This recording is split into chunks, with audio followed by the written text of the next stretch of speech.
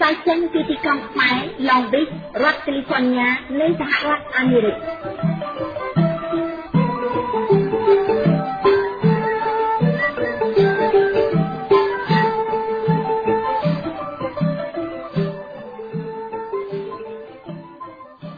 ពីរាជធានីភ្នំពេញនាងខ្ញុំសេងរស្មីរួមជាមួយសហការីផ្សាយសម្លេងនៃវិទ្យុខ្មែរប៉ុស្តិ៍សូមគោរពជម្រាបសួរប្រិយមិត្តអ្នកស្ដាប់វិទ្យុខ្មែរប៉ុស្តិ៍ទាំងក្នុងនិងក្រៅប្រទេសជាទីមេត្រីថ្ងៃនេះជាថ្ងៃ300ខែមករាឆ្នាំមមីឆស័កពុទ្ធសករាជ2558ត្រូវនឹងថ្ងៃអង្គារទី9ខែធ្នូគ្រិស្តសករាជ2014លោកនាងស្ដាប់ជាទីមេត្រីសម្រាប់កម្មវិធីផ្សាយរបស់វិទ្យុខ្មែរប៉ុស្តិ៍ប្រចាំថ្ងៃអង្គារទី9ខែធ្នូនេះវិទ្យុខ្មែរប៉ុស្តិ៍សូមនាំអារម្មណ៍លោកនាងមកតាមដានស្ដាប់នៅព័ត៌មានតាក់ទងទៅនឹងក្រុមគ្រួសារសកម្មជនដីធ្លីដែលចាប់ឃុំដាក់ញត្តិសុំកិច្ចអន្តរាគមន៍ពីស្ថានទូតមហាអំណាចមួយចំនួនប្រចាំនៅកម្ពុជានឹងនៅចុងក្រោយនៃកម្មវិធីផ្សាយលោកនាងនឹងបានតាមដានស្ដាប់នៅកិច្ចសម្ភាសន៍សំណួរដេញដោលជុំវិញវប្បធម៌នីតិរដ្ឋភាពនៅកម្ពុជា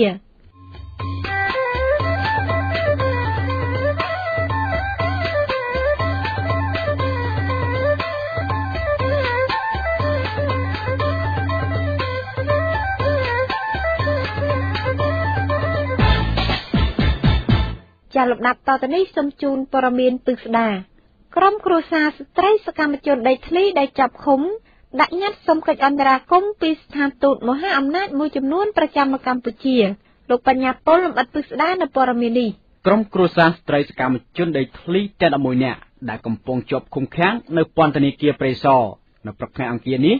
បានដាក់ញត្តិសុំកិច្ចអន្តរាគមន៍ទៅស្ថានទូតមហាអំណាចចំនួន7ដែលប្រចាំនៅកម្ពុជាដើម្បីសូមមានការដោះលែងសាច់ញាតិរបស់ពួកគេចេញពីពន្ធនាគារស្ថានទូតទាំងនោះរួមមានស្ថានទូតបារាំងស្ថានទូតអង់គ្លេសសហរដ្ឋអាមេរិកសាធារណរដ្ឋកូរ៉េខាងត្បូងអាល្លឺម៉ង់ជប៉ុននិងសហភាពអឺរ៉ុបប្រចាំនៅកម្ពុជាការដាក់ញត្តិសុំអន្តរាគមន៍នេះគឺស្របពេលដែលស្ត្រីទាំង10នាក់ប្រកាសធ្វើកោតកម្មបង្អត់អាហារខ្លួនឯងដោយចាប់ពីថ្ងៃទី10ធ្នូស្អែកនេះទៅរហូតដល់មានអំណោះស្រាយសម្រាប់ពួកគេទាំងអស់គ្នាប្អូនស្រីបង្កើតរបស់អ្នកស្រីបូឈូវីដែលកំពុងជាប់ឃុំឃាំងគឺអ្នកស្រីបូវ៉ានីបានមានប្រសាសន៍ឲ្យអ្នកសារព័ត៌មានដឹងថាគោលបំណងដាក់ញត្តិនៅតាមស្ថានទូតថ្ងៃនេះគឺដើម្បីសូមឲ្យឯកអគ្គរដ្ឋទូតរដ្ឋទូតមហាអំណាចទាំងអស់ដែលប្រចាំនៅកម្ពុជាធ្វើយ៉ាងណាឲ្យមានការដោះលែងស្ត្រីសកម្មជនដីធ្លីដែលត្រូវសាលាដំបងរាជធានីភ្នំពេញកាត់ឲ្យមានទោសរយៈពេល1ឆ្នាំនិងពិន័យជាប្រាក់2លានរៀលដោយសារអ្នកទាំងនោះទាមទារឲ្យអាជ្ញាធររាជធានីភ្នំពេញរំដោះទឹកសំអុយឲ្យអស់ដែលកំពុងលិចលង់ផ្ទះសម្បែងរបស់ពួកគេអ្នកស្រីថាគាត់បារម្ភចំពោះបញ្ហាសុខភាពរបស់បងស្រីគឺអ្នកស្រីបូឈូវីនិងស្ត្រីទាំងអស់ដែលគ្រោងនឹងធ្វើកោតកម្មអត់អាហារខ្លួនឯងចាប់ពីថ្ងៃទី10ធ្នូស្អែកនេះទៅខ្ញុំពិបាកដែរព្រោះខ្ញុំទៅមើលគាត់ហ្នឹងគឺថាគាត់ឈឺនៅក្នុងហ្នឹងគាត់ជំងឺលើឈាមហ្នឹងប្រហែលថ្ងៃមុនខ្ញុំទៅមើលហ្នឹងគឺថាគាត់ដើរអត់បានទេគេគ្រាអញ្ចឹងណាដល់ពេលហើយអញ្ចឹងទៅអត់មានពេទ្យមានអីណាដែលមានឆ្នាំអីត្រឹមត្រូវអត់ព្យាបាលគាត់អញ្ចឹងណាអញ្ចឹងខ្ញុំពិបាកមកណាស់ហើយព្រមអត់អាហារទៀតតែគាត់មិនទេបាទដែរខ្លាចគាត់មានសុខភាពកាន់តែទ្រុឌទ្រោមទៅ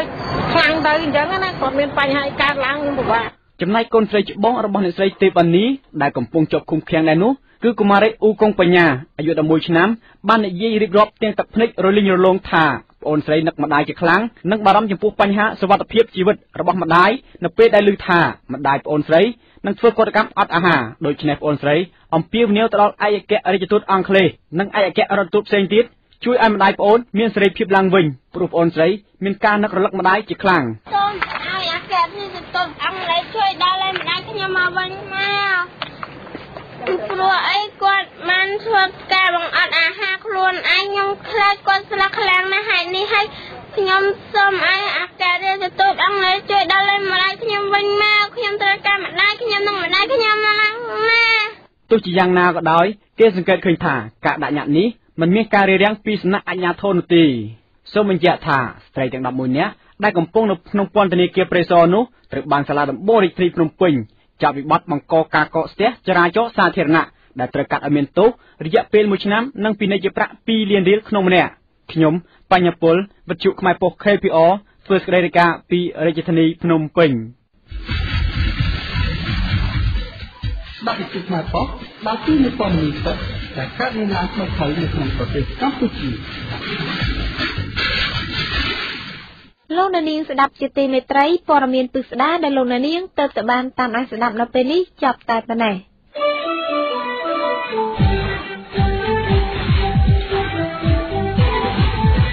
លោកអ្នកកំពុងស្ដាប់វិទ្យុខ្មែរប៉ុស្តិ៍តែជាទីក្រុងបិទរដ្ឋកាលីហ្វ័រញ៉ាសហរដ្ឋអាមេរិក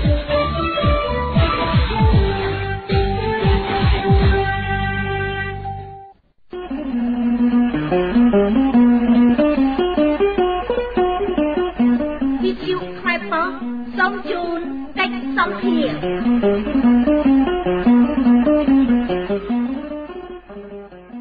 ប្រិយមិត្តស្ដាប់វិទ្យុខ្មែរប៉ុស្តិ៍ទាំងក្នុងនិងក្រៅប្រទេសជាទីមេត្រី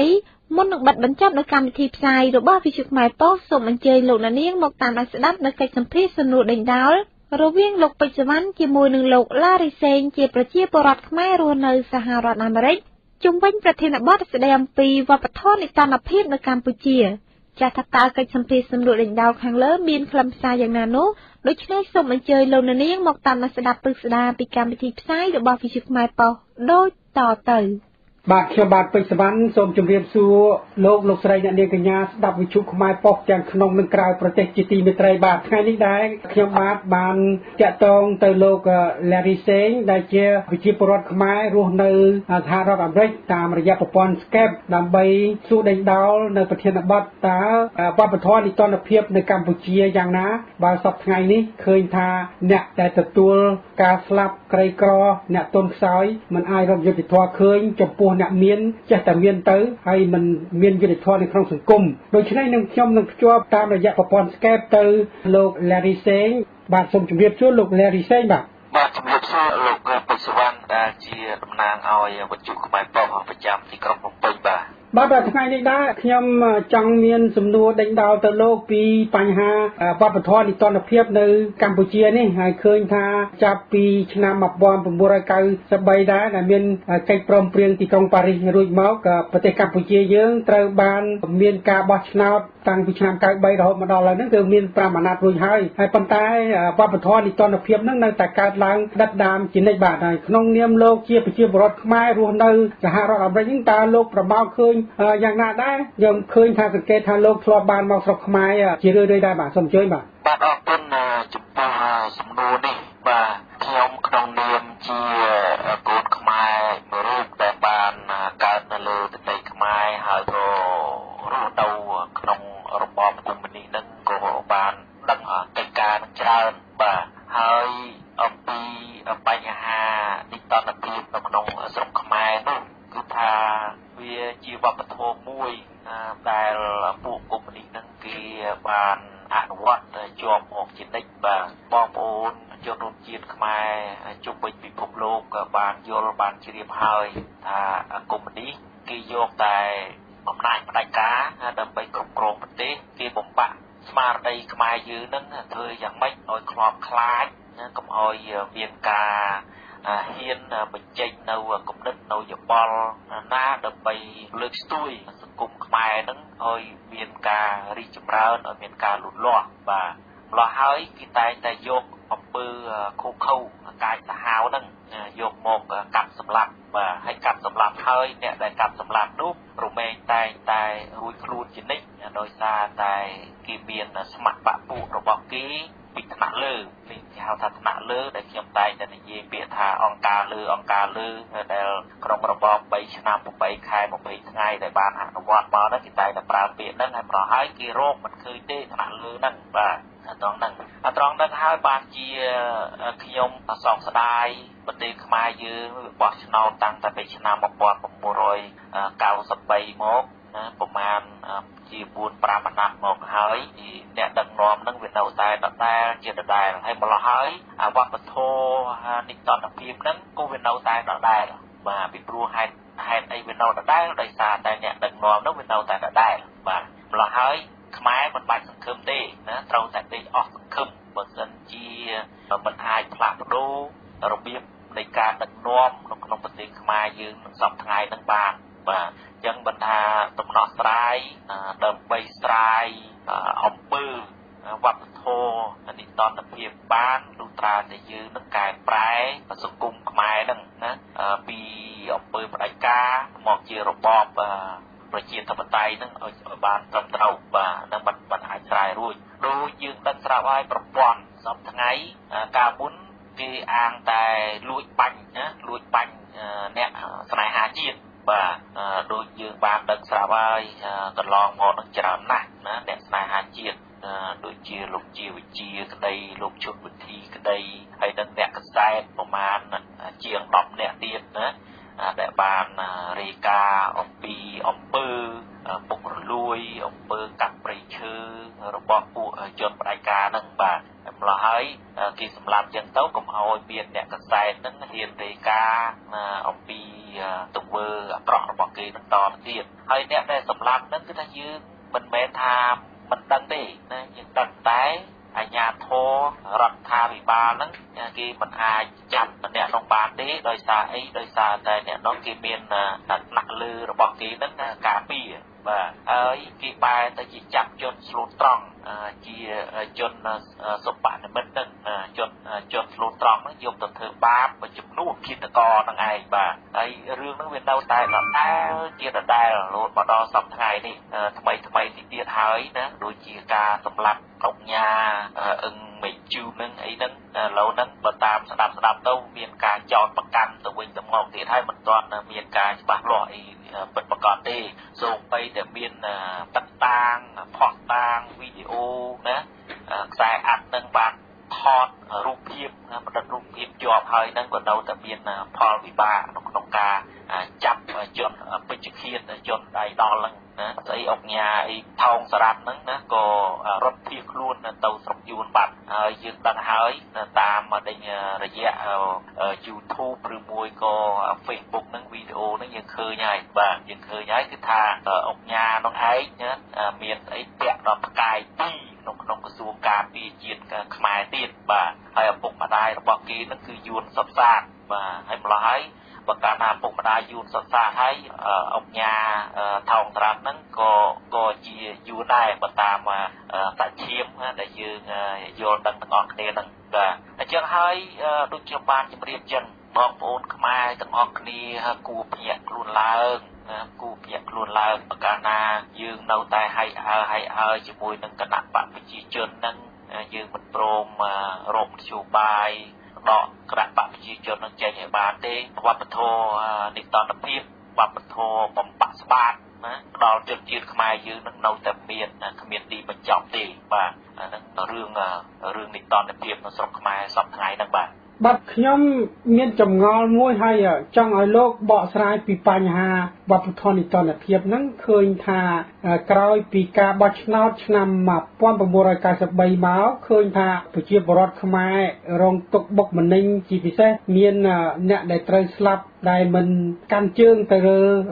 ខាងគណៈបកកណ្ដាលអំណាចសពថ្ងៃនេះមានតាំងពីសិល្បៈដូចជាពិសិដ្ឋពីលីកាកញ្ញាទុជនណាច់និងកញ្ញាពើបញ្ញាពេជ្ររួមទាំងព្រះសង្ឃបដិជគុណសំបុនធឿនផងដែរហើយនឹងអ្នកកសែតម្នសិការជាតិលោកខឹមសម្បូរនិងកូនប្រុសគាត់ជាដើមហើយជាពិសេសអ្នកសកម្មភាពស្រឡាញ់នៅធនធានធម្មជាតិនេះគឺលោកឈុតវិធីហើយក៏មានលោកជាវិជាដែរត្រូវបានឃាតករនោះមិនដែលរកឃើញទេប៉ុន្តែយើងឃើញថាចំពោះឃាតករដែល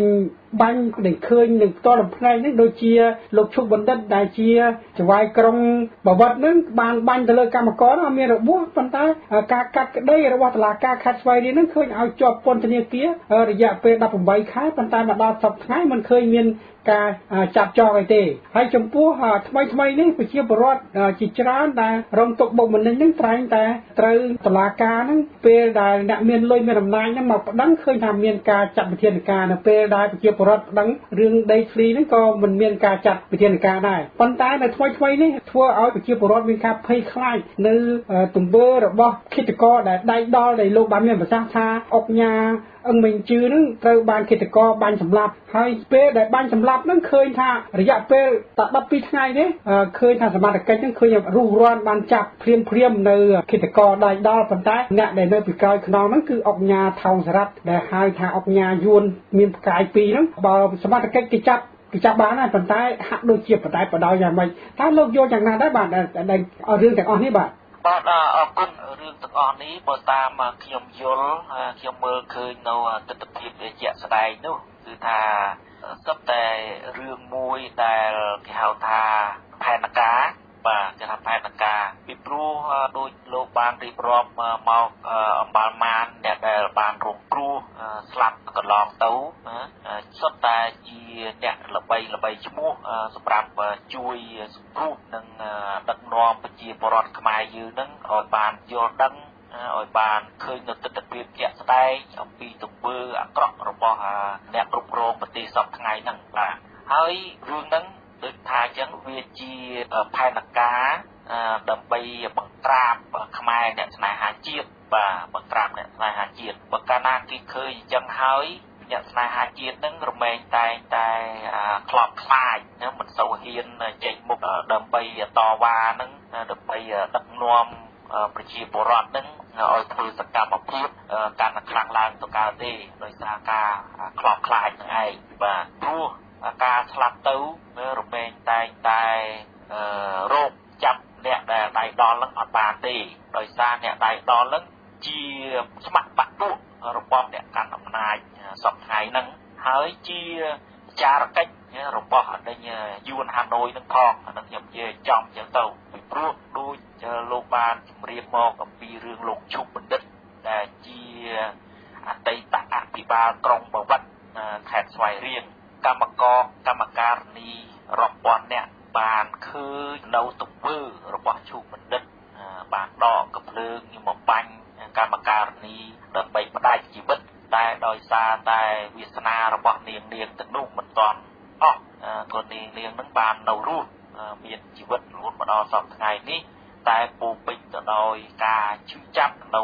មុខរបួសដែលឈុបបណ្ឌិតបានបាញ់នោះហើយសុទ្ធតែគ្នាគេអញ្ចឹងទៅឈុបបណ្ឌិតបានរួចខ្លួនមិនមានទោសបីអីទេណាគ្រាន់តែថាគេយកមកកាត់ទោសកាត់បីហ្នឹងគ្រាន់តែជាការបន្សាបនៅកំហឹងរបស់កម្មការនីទាំងនោះនឹងប៉ុណ្្នឹងឯងបាទប៉ុន្តែទីបំផុតជួបបណ្ឌិតនៅរួចខ្លួនជាធម្មតាបាទហើយថ្មីនេះទៀតសោតហ្នឹងអញ្ចឹងដែរគឺថាច្រើនណាស់ដែលយើងបានឃើញមកហ្នឹងបាទរឿងទាំងអស់នេះដូចខ្ញុំបានជម្រាបចឹងគឺថាសុទ្ធតែគ្នារបស់គេហ្នឹងណាដូចជារឿងការបាញ់លោកដេញជុតវុធីក្តីយើងដឹងហើយថាអ្នកណាដែលជាអ្នកសម្លាប់អ្នកណាជាអ្នកអីហ្នឹងយើងដឹងទាំងអស់គ្នាប៉ុន្តែដោយសារតែអំណាចរបស់ពួកគេហ្នឹងតាំងពីតុលាការតាំងពី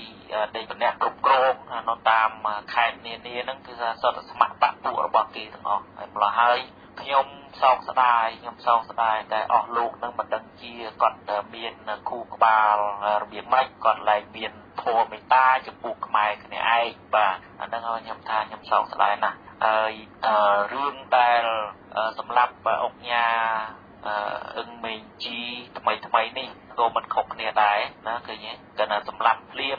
គេដឹងខ្លួនគេរត់ទៅស្រុកយួនទៀតបាទហើយរត់ទៅស្រុកយួនតើបុគ្គលនោះអាចចាប់បញ្ជូនមកវិញទេគឺថាអត់ទេពីព្រោះហេតុអីដោយសារតែយួនជាមេរបស់គេបាទជាមេរបស់គេម្ល៉េះហើយរត់ទៅរកមេជួយឲ្យមេគេជួយហើយហ្នឹងវាជារឿងមួយតែបើសិនជាណាជនជាតិខ្មែរយើងវិញរត់ពីស្រុកយួនឧទាហរណ៍ដូចជាខ្មែរកម្ពុជាក្រមដែលតវ៉ាជាមួយនឹងអាជ្ញាធរយួនដូចជាព្រះសង្ឃក្តីដែលរត់មកដល់ស្រុកខ្មែរហើយបើកាលណាយួនបញ្ជាឲ្យចាប់ខ្លួនណាបញ្ជាឲ្យធ្វើអ្វីគឺអាយ៉ងរបស់គេណាគឺអ្នកគ្រប់គ្រងខ្មែរសពថ្ងៃហ្នឹងគេនឹងចាប់បញ្ជូនទៅឲ្យចៅហ្វាយរបស់គេឧទាហរណ៍ជាក់ស្ដែងដែលយើងមិនអាចប្រកែកបាននោះគឺថាដូចជាបដិជ្ជគុណទឹមសខនដែលជាអតីតព្រះគ្រូចៅអធិការវត្តភ្នំដិនជាទឹកតានតែមិនអាចប្រកែកបានហើយព្រមទាំងជនជាតិខ្មែរយើងមួយចំនួនទៀតបាទនឹងដែលយើងទាំងអស់គ្នានឹងគួរយល់ថាខ្មែរសពថ្ងៃនេះមិនមែនដឹកនាំប្រទេសដោយខ្លួនឯងទេគឺដឹកនាំប្រទេសដោយទទួលបញ្ជាពីទីក្រុងហាណូយមិនអាចប្រកែកបានទេពីព្រោះយើងឃើញហើយណាថ្មីហ្នឹងចាប់ផ្ដើមបែកសារជាម៉ូហ្នឹងតាំងតែពីរឿងដេញ សម្រាប់បលោកជាវិជាមកម្លេះណាយើងឃើញហើយការស៊ើបអង្កេត investigation ណាការស៊ើបអង្កេតរបស់អតីតការសម្រាប់លោកជាវិជាហ្នឹងគេបែកជាវងសិតតែសពុកយួនចេញមកនៅអតីតស្អីអ្នកលឿងណាអ្នកលឿងគឺថាសង្សាររបស់បនសំណាងនោះណាសុទ្ធតែតមយួនទាំងអស់នៅលើទឹកដីខ្មែរហើយអញ្ចឹងហើយបានថាជារឿងមួយណាជារឿងមួយដែលខ្មែរយើងនោះលំមភ្ញាក់ខ្លួនហើយអ្នកដែលកំពុងតែគប់មុលគ្រប់គ្រងគណៈបកប្រជាជនដែលយួនបង្កើតតាំងតែពីឆ្នាំ1951មកនោះបាទហ្នឹងហើយព្រោះថាឥឡូវហ្នឹងថ្មីហ្នឹងក្តៅហ្នឹងលោកអុកញ៉ាថោងតារ៉ាត់ហ្នឹងទៀតហើយណាអុកញ៉ាថោងតារ៉ាត់ហ្នឹងពាក់ផ្កាយ2ដែលធ្វើជាកិច្ចការនៅក្នុងក្រសួងការពារជាតិខ្មែរទៀតបាទអានេះជាគូដឹងណាឥ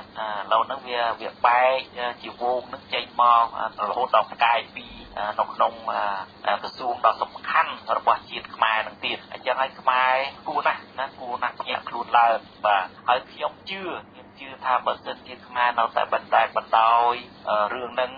តទៅមុខទៀតខ្មែរត្រូវចប់ដូចកម្ពុជាក្រោមអញ្ចឹងហើយលើកនេះណាយើងត្រូវគិតឲ្យច្បាស់ណាគេឈ្នះយើងគេបានគ្រប់គ្រងអំណាចលើយើងដោយសារចុងបិចបាទចុងបិចមិនមែនចុងអាវុធទេហើយបើកាលណាគេបានគ្រប់គ្រងខ្មែរដោយចុងបិចហើយគឺថាជោគជ័យគេធំណាស់អង្គការសហប្រជាជាតិសហគមន៍អន្តរជាតិគេទទួលស្គាល់ណាពីព្រោះអំណាចបានមកដោយសន្តិវិធីបាទអានេះយើងត្រូវដឹងខ្លួនទាំងអស់គ្នាខ្មែរនេះគ្រាន់តែជាការស្រាយនៅបញ្ហាខ្លះដើម្បីឲ្យបងប្អូនខ្មែរយើងនឹងយល់ដឹងពីរឿងហ្នឹងគ្រប់គ្នានៅលើពិភពលោកបាទហ្នឹងហើយអរគុណច្រើនលោកពេជ្រស្វាយបាទពាក់ព័ន្ធនឹងបញ្ហាបព្វធម៌និកនភាពហ្នឹងតើលោកអាចបកស្រាយបានទេវាពាក់ព័ន្ធនឹងអំពើពុករលួយទេបាទជារឿងពិតបាទជារឿងពិតណាស់អំពើនិកនភាពនេះវាតាក់ទងអំពីបញ្ហាដែលខ្ញុំមើលឃើញហ្នឹងគឺថាបញ្ហាធំពីរបាទធំពីរទី1គឺពុករលួយទី2គឺអំណាចណាបុណ្យស័ក្តិបាទសង្គមណាដោយសង្គមណាដែរនៅទីណាដូចនៅទីណាដែរមនុស្សយើងរស់នៅត្រូវការណាស់លុយកាក់ប្រាក់កាសដើម្បីចិញ្ចឹមជីវិតក៏ប៉ុន្តែដោយឡែកស្រុកខ្មែរវាខុសពីប្រទេសដែលខ្ញុំកំពុងរស់នៅនេះណាខ្ញុំមិនថាប្រទេសណាទេខ្ញុំនិយាយថាប្រទេសសហរដ្ឋអាមេរិកដែលខ្ញុំកំពុងតែរស់នៅនេះបាទជនជាតិអាមេរិកឬមួយក៏ជនជាតិដទៃទៀតដែលបានមករស់នៅលើទឹកដីអាមេរិកនេះបើកាលណាគេអាចធ្វើអំពើអាក្រក់បានគេធ្វើហើយប៉ុន្តែគេធ្វើមិនកើតដោយសារទី1គេចេះខ្មាស់ខ្លួនឯងបាទគេចេះខ្មាស់ខ្លួនឯងទី2អ្នកអនុវត្តច្បាប់ហ្នឹងគឺគេអនុវត្តច្បាប់ហ្នឹងបានម៉ត់ចត់តាមត្រឹមត្រូវហើយម្ល៉េះហើយអ្នកដែលចង់ប្រព្រឹត្តអំពើពុករលួយអ្នកដែលចង់ប្រព្រឹត្តអំពើអាក្រក់ទាំងឡាយហ្នឹងមានការព្រួយបារម្ភក្នុងការទទួលទោសទណ្ឌកម្មសពបែបយ៉ាងបាទហើយម្ល៉េះហើយនៅក្នុងស្រុកខ្មែរវាដោយឡែកខុសពីសហរដ្ឋអាមេរិកនេះអ្នកដែលចង់មានចង់បានលែងមានការខ្មាស់អៀនណាលែងមានការខ្មាស់អៀនហើយធ្វើយ៉ាងម៉េចឲ្យតែមានឲ្យតែបានទោះបីគេយកលុយប្រភេទណារបៀបណាយុទ្ធសាស្ត្រយុទ្ធបានថ្មិចថ្មីសុខចិត្តព្រមទទួលដោយញញឹមដោយមានមោទនភាពបាទត្រង់ណាហើយគេថាខ្មែរមួយចំនួនហ្នឹងខ្ញុំមិនមែននិយាយខ្មែរទាំងអស់ទេខ្ញុំនិយាយខ្មែរមួយចំនួនហ្នឹងគាត់អស់លីងគេថាហើយស្អីហិរិអោតបៈអីហ្នឹងគឺថាការខ្មាស់អៀនខ្មាស់បាបហ្នឹងលែងមានហើយពួកហ្នឹងសបាយនឹងប្រព្រឹត្តនៅអំពើទាំងអស់ហ្នឹងបាទហើយមួយទៀតអំពីរឿងដេញបុណ្យស័ក្តិណារឿងបុណ្យស័ក្តិកិត្តិយសបាទខ្មែរនឹងចង់បានណាខ្មែរមួយចំនួននឹងចង់បានមុខមាត់ចង់បានបុណ្យស័ក្តិចង់បានដេញកិត្តិយសនឹងណាក៏ប៉ុន្តែមិនដឹងថាកិត្តិយសនឹងបានមកដោយប្រភេទណាទេសូម្បីតែយកលុយដុល្លាររាប់ម៉ឺនទៅទិញស័ក្តិទៅទិញដេញងារក៏ហ៊ានធ្វើដែរទៅទិញសញ្ញាបត្រជាបណ្ឌិតនឹងក៏ហ៊ានដែរដោយអស់អាលីអាការបាបអាការខ្មាស់អៀនហ្នឹងណាសញ្ញាបត្រជាបណ្ឌិតងារជាអង្គញាងារជាឯកឧត្តមបាទ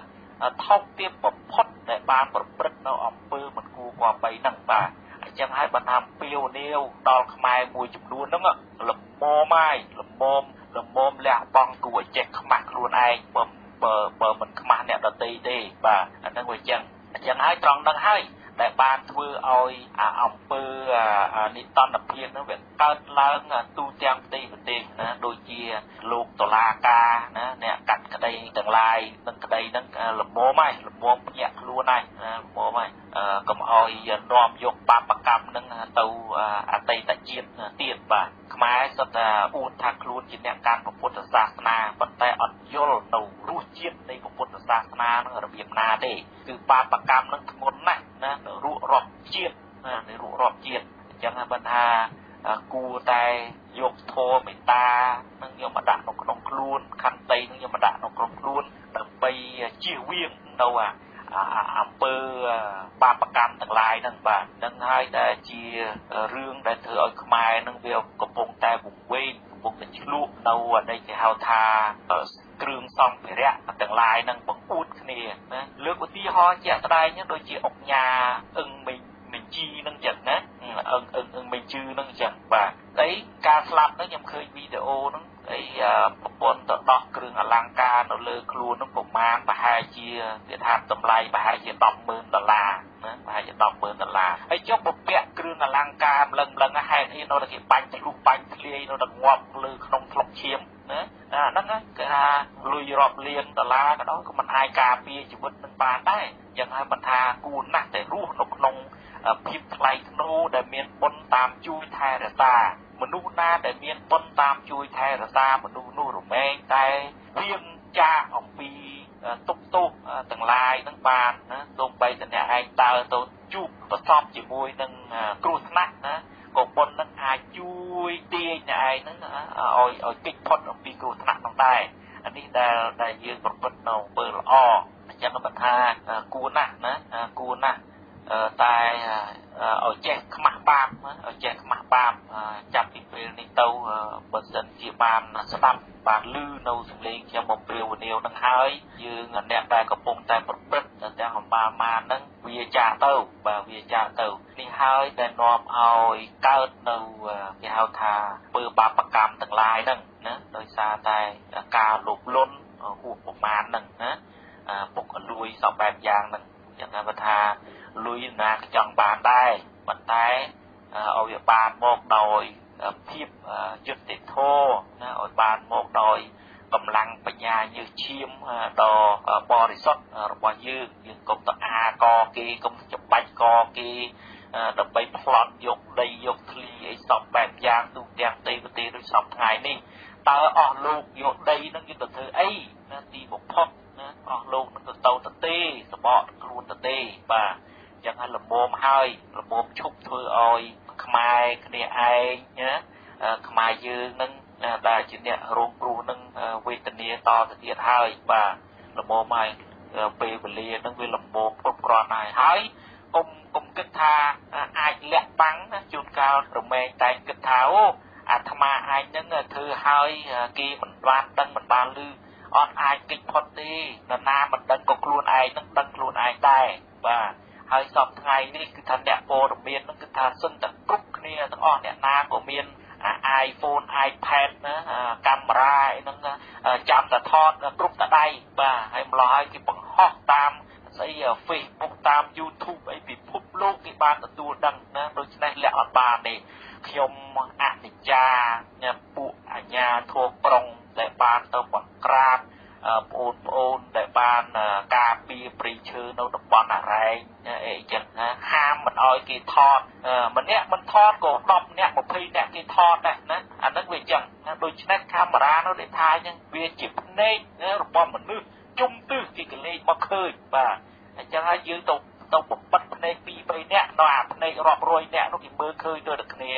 អាធ្វើការនៅអានេះសាលាក្រុងភ្នំពេញហ្នឹងបាទអញ្ចឹងមិនថាណាឲ្យវាមានប្រើគូក្បាលនឹងមានបញ្ញាខ្លះផងគិតពិចារណាខ្លះផងបាទនេះខ្ញុំផ្ដល់ព័ត៌មានផ្ដល់ដំណឹងនេះទៅដល់ណាបើសិនជាបានស្ដាប់បានឮហើយនឹងគួរតែពិចារណាឡើងវិញបាទនៅវារបៀបដូចគ្នាចំណន់ប៉ុលពតអញ្ចឹងណាគេបញ្ជាឲ្យទៅសម្លាប់មិត្តម៉ែមិត្តឪមិត្តបងមិត្តអូន นนะเวทเอาจีสตรูเวทเอาจีขมังให้ตะการนา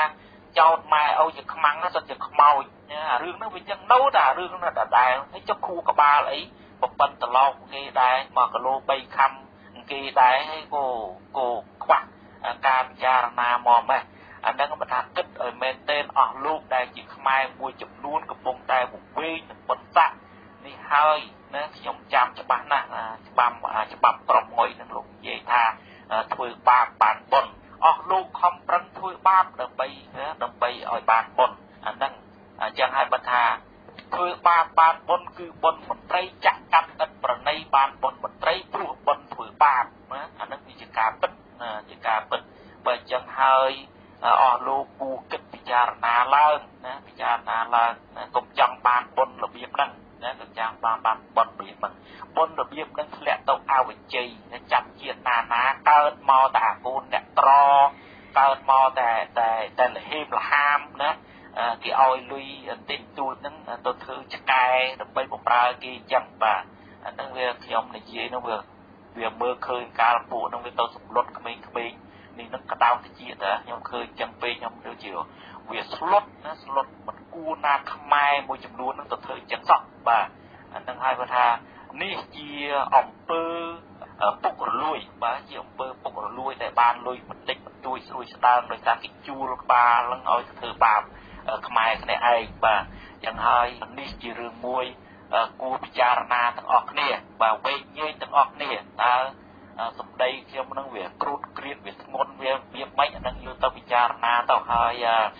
กายสมรู้นะกายสมรู้พิจารขมายในไอ้เนี่ยเย่สลับในบ้านกูนักตายยืน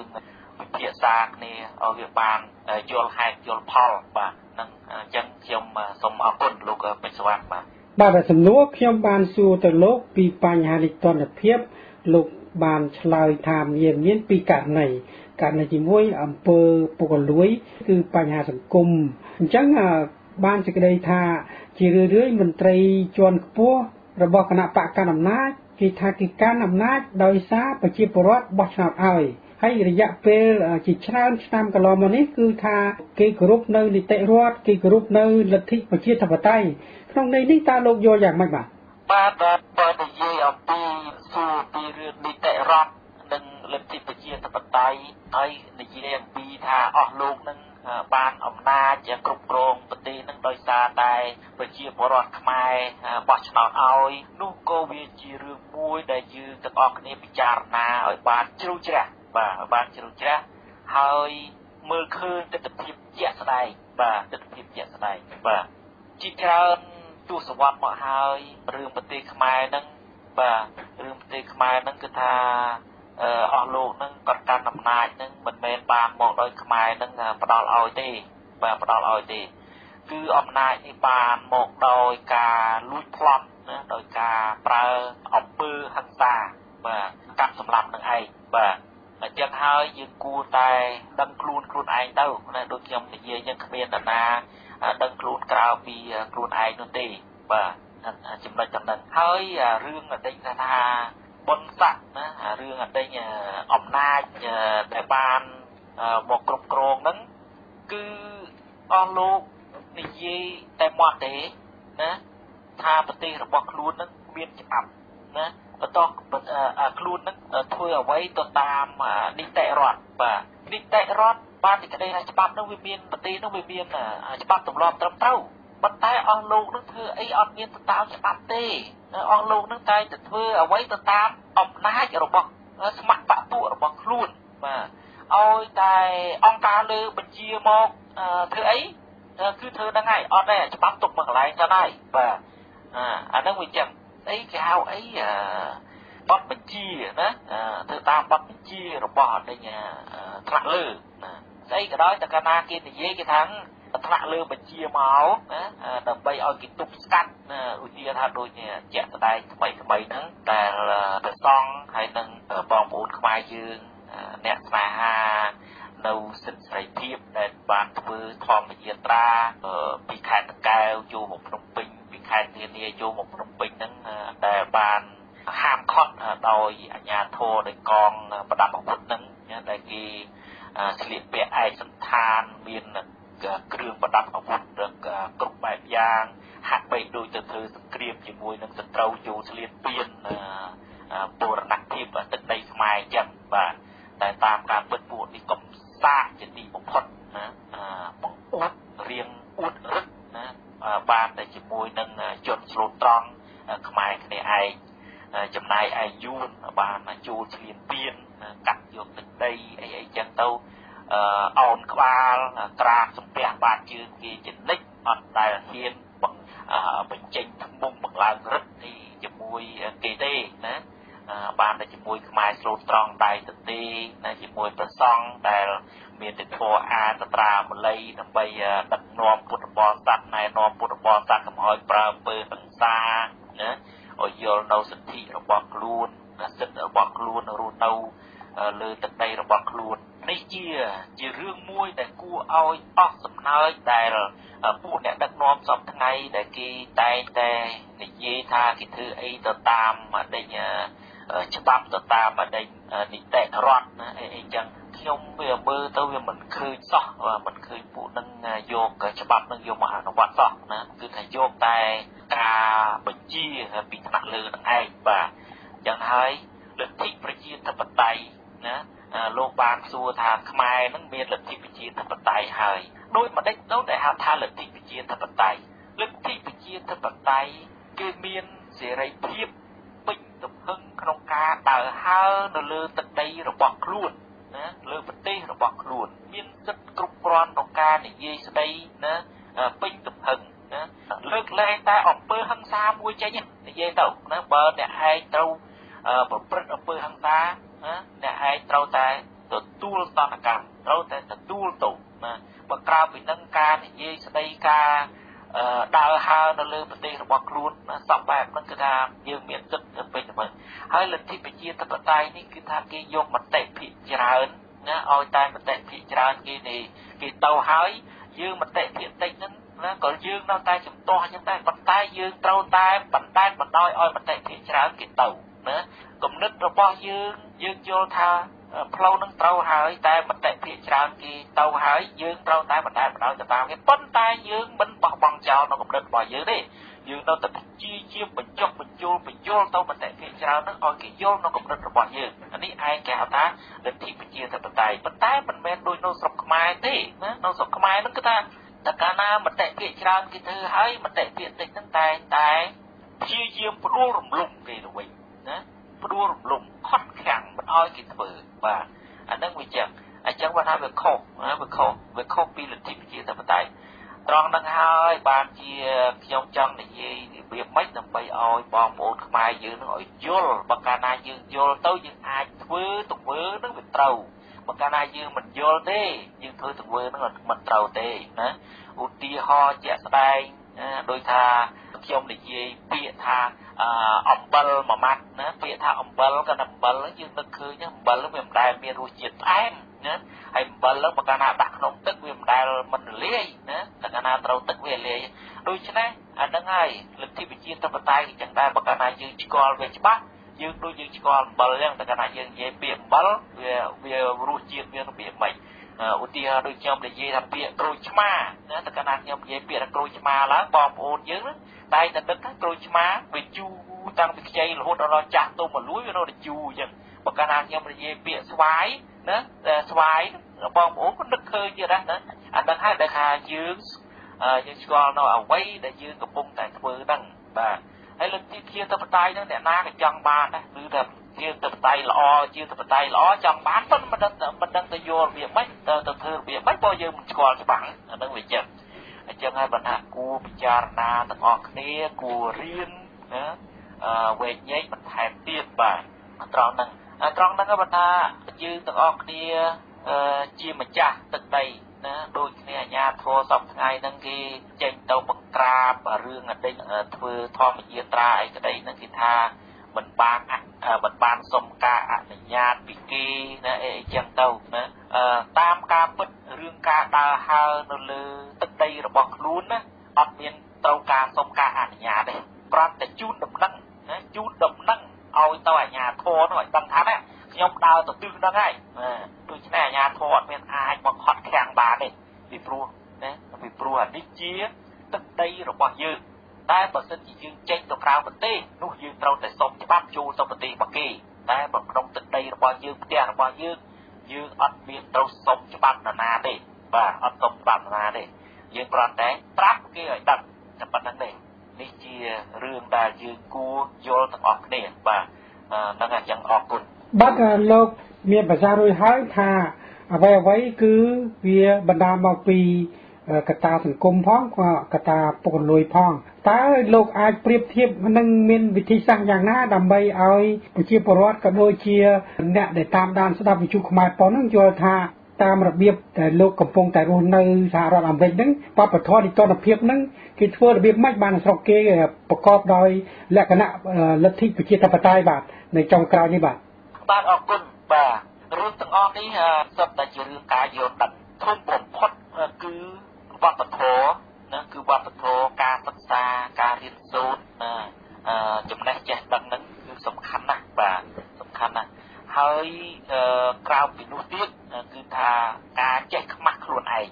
បាទការចេះខ្មាស់ខ្លួនឯងឧទាហរណ៍ជាក់ស្ដែងខ្ញុំមានជីដូនមួយខ្ញុំម្នាក់គាត់បានមកពីស្រុកខ្មែរបាទគាត់បានមកពីស្រុកខ្មែរហើយគាត់ញ៉ាំផ្លែនេះណាក្រូចណាហើយបកក្រូចហើយគាត់ខ្វែងចោលនៅកន្លែងគាត់អង្គុយហ្នឹងបាទកន្លែងគាត់អង្គុយហ្នឹងបាទកន្លែងគាត់អង្គុយហ្នឹងហើយមានជនជាតិអាមេរិកកាំងមួយគាត់មកដល់គាត់អត់និយាយអីទាំងអស់ប៉ុន្តែគាត់មករើសអាសបកក្រូចហ្នឹងគាត់រើសសបកក្រូចហ្នឹងយកទៅដាក់ក្នុងធុងសម្រាប់បាទអាត្រង់ហ្នឹងដែលធ្វើឲ្យចដូនមួយខ្ញុំហ្នឹងគាត់និយាយជាមួយខ្ញុំថាធ្វើឲ្យគាត់ខ្មាស់ខ្លួនឯងបើសិនជាអាមេរិកកាំងហ្នឹងប្រើឲ្យគាត់រើសសបកហ្នឹងយកទៅដាក់នៅក្នុងធុងសម្រាប់ប្រហែលជាគាត់មិនសូវខ្មាស់ទេប៉ុន្តែអាមេរិកកាំងហ្នឹងវាមករើសខ្លួនវាយកទៅដាក់ក្នុងធុងដូច្នេះបានក្តីថាបុគ្គលហ្នឹងបងអូនចដូនមួយខ្ញុំហ្នឹងគាត់ចេះខ្មាស់ខ្លួនគាត់ហ្នឹងហើយដល់ពេលក្រោយមកគាត់អាចហ៊ានបោះចោលសម្រាប់ប្រទេសប្រាសយ៉ាងទៀតទេអានេះជារឿងមួយជារឿងមួយដែលខ្មែរសពថ្ងៃនៅក្នុងប្រទេសហ្នឹងដោះស្រាយបញ្ហាសង្គមបានលុះត្រាតែខ្មែរនឹងចេះខ្មាស់ខ្លួនឯងចាប់តាំងពីសបកដេញក្របស្ករណាសបកស្ករក្របក៏មិនត្រូវបោះចោលទៅពីដែរឲ្យចេះខ្មាស់ខ្លួនឯងបាទត្រង់ហ្នឹងចឹងបើថាហើយការសិក្សាហ្នឹងសំខាន់ណាស់គឺថាបង្ហាត់បង្រៀនចេញពីសាលាបាទចេញពីសាលាហើយសពថ្ងៃនេះយើងគិតមើលតើយើងដោះស្រាយរបៀបមិនបានណាបើគ្រូមានសាលាអត់គ្រូមានគ្រូអត់បើកប្រាក់ខែឲ្យណាអត់បើកប្រាក់ខែឲ្យទទួលទានបានគ្រប់គ្រាន់ហើយម្ល៉េះហើយអំពើពុករលួយនឹងហើយណាបង្កើតមកពីការអត់ឃ្លានណាតែអំពើពុករលួយមួយទៀតនោះមិនមែនកើតមកពីការអត់ឃ្លានទេកើតមកពីការលុបលុនប៉ុនប្រមាណដូចជាអ្នកមានអំណាចសពថ្ងៃដែលមានលុយរាប់លានហើយនោះបានទៅច្បាមយកពីអ្នកក្រីក្រហ្នឹងគឺថាពួកនោះដោយសារតែការលុបលុនហួសប្រមាណហើយមិនមែនមកដោយសារការអត់ឃ្លានទេបាទអាតងហ្នឹងអញ្ចឹងបើថាប្រៀបធៀបយ៉ាងនៅសហរដ្ឋអាមេរិកនេះគេបណ្ដុះបណ្ដាលវប្បធម៌ហ្នឹងសំខាន់ណាស់គេបង្ហាត់បង្រៀនឲ្យមនុស្សហ្នឹងតាំងតែពីចូលមត្តេយ្យសាលាណាគឺថារបស់របរណាដែលមិនមែនជារបស់ខ្លួនកុំយកដៃទៅប៉ះពាល់ឲ្យសោះណាគឺថាគេទុកកដេញបិចក្តីសភៅក្តីឬមួយក៏កុំព្យូទ័រអីក្តីនៅក្នុងថ្នាក់រៀនអីហ្នឹងណាក្នុងថ្នាក់រៀនហ្នឹងគេមិនអោយក្មេងណាយកដៃទៅប៉ះពាល់របស់អ្នកដទៃទេណាអាត្រង់ហ្នឹងគេបង្ហាត់តាំងពីនោះមកហើយម្ល៉េះហើយត្រង់ហ្នឹងហើយដែលធ្វើឲ្យជនជាតិរបស់គេនឹងមានការខ្មាស់អៀនណាក្នុងការប្រព្រឹត្តអ្វីដែលមិនគួរគប្បីហ្នឹងបាទប៉ុន្តែដូចខ្ញុំបាននិយាយចឹងនៅទីណាលើពិភពលោករមែងតែមានចោលណាមិនអត់ទេបើកាលណាប្រទេសណាអត់មានលក់កូនសោមេសោអាហ្នឹងបានគេថាប្រទេសនោះអត់មានចោលបើកាលណាប្រទេសណានៅមានលក់សោសម្រាប់ចាក់ណាអាហ្នឹងគឺថានៅតែមានចោលចឹងបាទប៉ុន្តែដោយសារតែចោលនឹងវាលួចវាមិនបានណាជួនកាលដូចខ្ញុំថាអញ្ចឹងអ្នកខ្លះចង់លួចដែរប៉ុន្តែតែកាលណាលួចហើយវាគ្រោះថ្នាក់ដល់ខ្លួនហើយម្ល៉េះហើយចេះខ្មាស់ខ្លួនឯងអត់ហ៊ានធ្វើបាទអ្នកដែលហ៊ានធ្វើមួយនោះសរអ្នកហ្នឹងវាបថុយបថាហួសប្រមាណហើយបាទអាហ្នឹងវាចឹងបើថាការប្រៀបធៀបទៅនឹងស្រុកខ្មែរហើយនឹងសហរដ្ឋអាមេរិកនេះគឺថារបៀបរស់នៅហ្នឹងវាមានការខុសប្លែកគ្នាច្រើន កំប្លែងទី1គឺសិទ្ធិសេរីភាពនឹងតែម្ដងរស់នៅលើទឹកដីអាមេរិកនេះរស់នៅដោយកក់ក្ដៅយើងអត់មានដែលភ័យព្រួយខ្លាចមកឆក់ប្លន់មកលួចមកសម្លុតអីចឹងទេណាហើយការដើរហើរទៀតហ្នឹងគឺថាដូចថាអញ្ចឹងបើខ្ញុំចង់ទៅប្រទេសណាមួយនៅលើពិភពលោកខ្ញុំគ្រាន់តែទិញសម្បត្តិយន្តហោះណាដល់ថ្ងៃកំណត់ខ្ញុំឡើងយន្តហោះណាកាន់តែប៉ាសពតអាមេរិកមួយខ្ញុំហោះទៅហើយបាទឧទាហរណ៍ជាក់ស្ដែងដូចខ្ញុំទៅអឺរ៉ុបកាលពីដើមឆ្នាំណាកាលពីដើមឆ្នាំហ្នឹងអញ្ចឹងខ្ញុំទៅអឺរ៉ុបហ្នឹងខ្ញុំក៏ទិញសម្បត្តិយន្តហោះហើយខ្ញុំទៅហើយខ្ញុំជិះយន្តហោះទៅហើយខ្ញុំអត់បាច់ដាក់ពាក្យទៅសម្ភាសជាមួយស្ថានទូតជាមួយស្អីណាទេនេះជាសេរីភាពដើរហើរលើពិភពលោកបាទហើយវាប្រៀបធៀបទៅនឹងស្រុកខ្មែរឬមួយក៏ប្រទេសផ្សេងទៀតហ្នឹងខ្ញុំជឿថាมันអាចធ្វើយ៉ាងបានទេបាទហើយអ្នកមាននិងអ្នកក្ររស់នៅក្នុងស្រុកខ្មែរណារស់ទាំងផិតទាំងភ័យបាទអ្នកក្ររស់នៅដោយភ័យអត់មានបាយមានថ្នាំសង្កូវព្យាបាលណាកន្លែងជ្រកកោនឯអ្នកមានវិញរស់នៅទាំងផិតទាំងភ័យខ្លាចគេមកប្លន់ខ្លាចគេចម្រិតចាប់គូនចម្រិតយកលុយណារីឯអ្នកមានអំណាចនៅវិញទៅណាមកណាហាក់បីដូចជាអ្នកជាប់ទោសណាដូចជាអ្នកជាប់គុកបាទគឺអ្នកឈាមនឹងឆ្វេងស្ដាំកងការពារនឹងណាអត់មានសេរីភាពទេអត់មានសេរីភាពទេរស់នៅរបៀបនឹងរស់នៅគឺថាពិបាកណាស់ខ្ញុំមើលទៅហាក់បីដូចជាវេទនាភ្នែកហួសចេញទៅណាមកណានឹងគឺថាភ្នែកទៅលើដេញថ្ងាសលេខភ្នែកលើថ្ងាសចឹងហើយបើថាគួរណាស់តែពិចារណាជួយគិតគូរណាឡើងវិញយើងមិនដាច់ប្រៀបធៀបឆ្ងាយមកដល់សហរដ្ឋអាមេរិកទេគាត់ថាប្រៀបធៀបត្រឹមប្រទេសសិង្ហបុរីប្រទេសនេះនៅជិតយើងនឹងទៅម៉ាឡេស៊ីអីហ្នឹងបើថាដូចថាអញ្ចឹងនៅទីណាកន្លែងណាប្រទេសដែលជឿនលឿនទៅបានដោយឡែកតែប្រទេសនោះរស់ដោយអព្យាក្រឹតមិននៅក្រោមការត្រួតត្រារបស់អតីតបរទេសដោយប្រទេសខ្មែរយើងនោះដូចនិយាយដែលគឺថាវាដោយសារគ្រប់គ្រងដោយប្រទេសមួយជាប្រទេសកុម្មុយនីសហើយម្ល៉េះហើយរបៀបរស់នៅអីមិនខុសគ្នាសោះខ្ញុំបានទៅព្រៃនគរខ្ញុំបានទៅដើរលេងទំយួនហ្នឹង 2-3 ដងហើយណាហើយរបៀបរៀបចំហេដ្ឋារចនាសម្ព័ន្ធទាំងឡាយនៅក្នុងប្រទេសខ្មែរនិងហើយប្រទេសយួនហ្នឹងអត់មានអីខុសគ្នាទេរបៀបគេហ្នឹងគេយកពីដងមកបាទអញ្ចឹងបើថាអ្នកដឹកនាំសពថ្ងៃគ្រាន់តែទទួលបញ្ជាពីអង្គការលើរបស់គេតែប៉ុណ្ណោះឯងដើម្បីអនុវត្តនៅក្នុងប្រទេសខ្មែរចឹងហើយជារឿងមួយដែលខ្ញុំសូមឲ្យបងប្អូនខ្មែរទូទាំងពិភពលោកជាពិសេសបងប្អូននៅក្នុងប្រទេសត្រូវតែពិចារណាឲ្យបានជ្រៅជ្រះឲ្យបានច្បាស់លាស់ក្នុងការជ្រើសរើសមេដឹកនាំរបស់ខ្លួនហើយលទ្ធិជាធិបតេយ្យណាបងប្អូនទោះបីអ្នកដឹកនាំនឹងល្អយ៉ាងណាក៏ដោយគេមានកំណត់ពេលវេលាមានកំណត់បាទយ៉ាងយូរណាស់2អាណត្តិប្រទេសខ្លះគេមួយអាណត្តិ5ឆ្នាំប្រទេសខ្លះគេមួយអាណត្តិ4ឆ្នាំតែប៉ុណ្្នឹងទេបាទយ៉ាងយូរណាស់10ឆ្នាំបាទទោះបីអ្នកឯងបកកែល្អយ៉ាងណាក៏ដោយបកកែខាងសេដ្ឋកិច្ចរលភ្លុយឲ្យប្រជាពលរដ្ឋទៅចាយបបោហ៊ូហៀយ៉ាងណាក៏ដោយគឺថាគេអនុញ្ញាតឲ្យដឹកនាំប្រទេសតែ10ឆ្នាំនេះត្រូវតែលាលែងត្រូវតែចាកចេញពីអំណាចចាកចេញពីតំណែងនេះលទ្ធិប្រជាធិបតេយ្យបាទអាហ្នឹងយើងត្រូវយល់ទាំងអស់គ្នាណាកុំអោយចេះតែនៅហើយនេះចឹងអត់កើតទេបាទអាហ្នឹងវាថាធ្វើឲ្យប្រទេសយើងនឹងថ្ងៃក្រោយមិនគេចផុតពីកម្ពុជាក្រោមទេយើងយកកម្ពុជាក្រោមជាគំរូណាអាហ្នឹងវាជារឿងមួយខ្ញុំអំពាវនាវឲ្យពាវនាវទៀតអង្វរទៀតខ្មែរត្រូវតែយកកម្ពុជាក្រោមជាគំរូប្រជាជនយួនគេមានប្រមាណប្រហែលជា80លានអ្នកហើយយើងនេះបើរាប់តែខ្មែរសុទ្ធនឹងមិនបាន10លានទេសប្តាហ៍នេះខ្ញុំហ៊ានផ្ដល់បាទបើរាប់តែខ្មែរសុទ្ធអត់បាន10លានទេបាទអាហ្នឹងវាចឹងហើយយើងកើតទៅមុខអត់រួចទេនៅតែក្រោម10លានហ្នឹងវាចឹងដោយសារតែផែនការរបស់អង្គការហ្នឹងគេមិនអោយខ្មែរហ្នឹងមានកំណើនលើពី10លានទេ បាទអាហ្នឹងវាចឹងហើយម្ល៉េះហើយយើងគួរពិចារណាទាំងអស់គ្នាទៅវែកញែកទាំងអស់គ្នាទៅបាទហើយខ្ញុំជម្រាបត្រង់ខ្ញុំចង់វែកញែកអំពីរឿង7មករាណា7មករា79ហើយនឹងចង់ប្រៀបធៀបជាមួយនឹង$23ឆ្នាំ1991បាទប្រធានបទនឹងខ្ញុំនឹង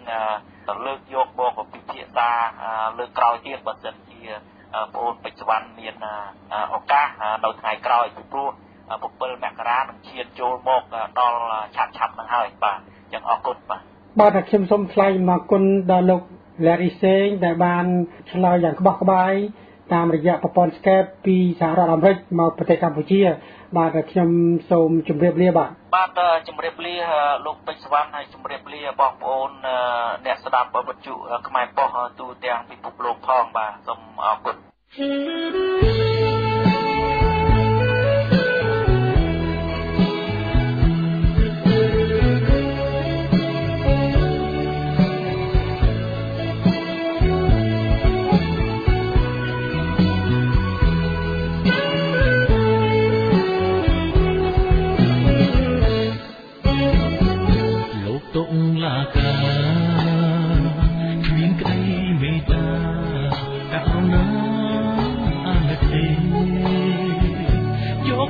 ធ្វើត្រូវពុករលួយឥតខ្មាគេសាហាវម្លេះទេឲ្យពលរដ្ឋខ្មែរឈឺចាប់គ្មានលហើយបេះដូងគេស្នេហ៍តែដុល្លារច្បាប់មានតែក្រុមរិះក្រទុំធំអរ៉ាំសែនថ្លប់សាសង្ឃឹមលើច្បាប់ខ្លាយជាដុល្លារនឹងសែនអនិច្ចា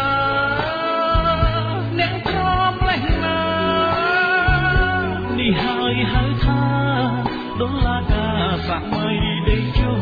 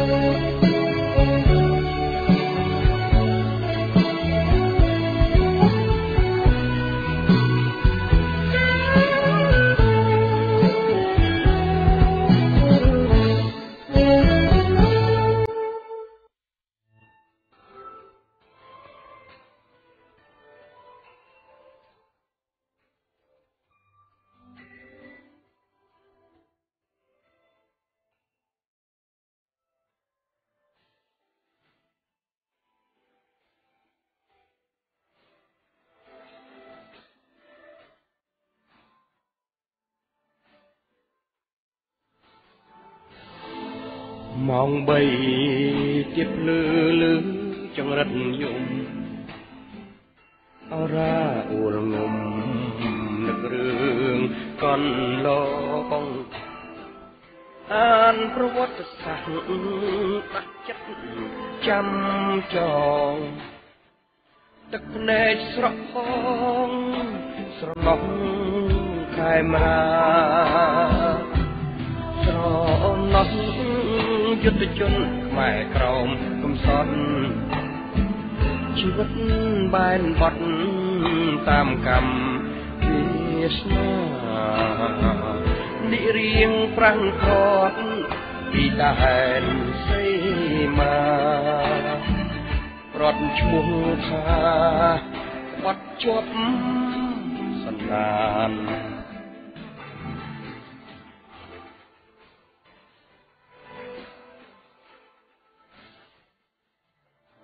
រុននៅស្រុកគេដូចបញ្ញាក្អែកដួងចិត្តសង្វែកទឹកភ្នែកជោគឋានបំរាំងមនីលត្រួសត្រាយនាំស្ថានសួរសុខក្រែងបានជូនដល់ប្រជាតែត្រូវបិសាចចិត្តកាញ់ទេរី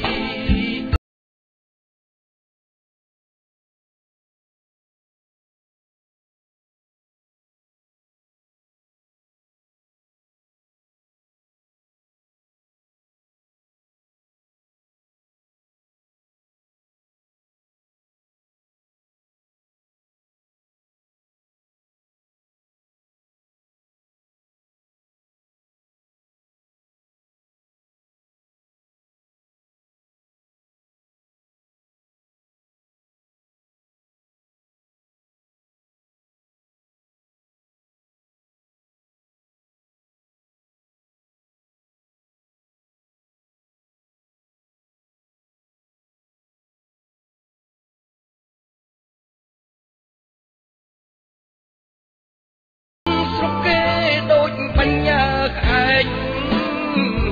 ដួងចិត្តសង្វែកទឹកភ្នែកជោគប្រាណបំរាំងននីលទ្រុថ្លៃនាំស្រានសួរសុខខែងបានជូនដល់ប្រជាទឹកភ្នែកខ្ញុំអូជោគគ្មានអ្នកដឹង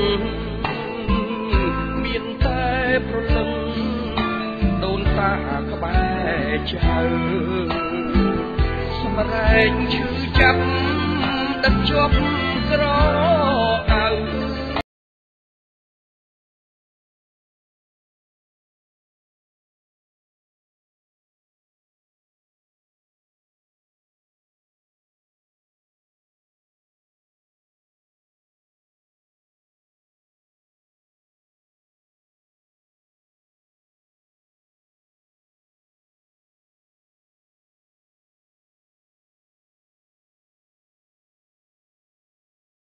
Hãy subscribe